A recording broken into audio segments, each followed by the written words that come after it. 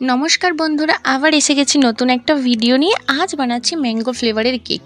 আমি এই গরমের শুরু থেকেই ভাবছিলাম একটা ম্যাঙ্গো ফ্লেভারের কেকের কেউ অর্ডার দিক, কিন্তু কেউ অর্ডার দিচ্ছিল না।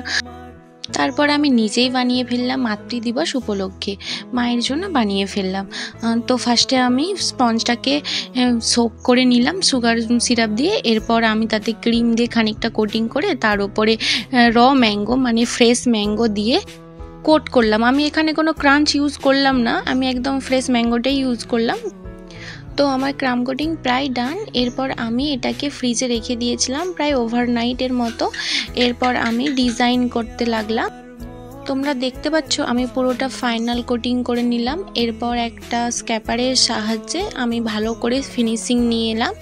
এরপর আমি একটা ছোট্ট প্যানেল নাইফের সাহায্যে ওপরটা স্মুথ করে নিলাম। তারপর আমি একটা ঘাস নজল ইউজ করে বাস রাউন্ড করে একটা ডিজাইন দিলাম।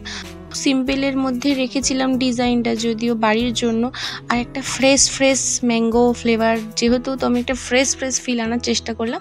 তো এখানে কিছু ক্রিম দিয়ে 2-4টে ফুল বানিয়েছিলাম এবং ম্যাঙ্গোগুলোকে আমি কেটে তো ওখানে কেকের ওপরে দিয়ে দিয়েছিলাম। আর কিছু মিন্ট মানে পুদিনা পাতাও দিয়েছিলাম। ওপরে মা লিখে দিয়েছিলাম।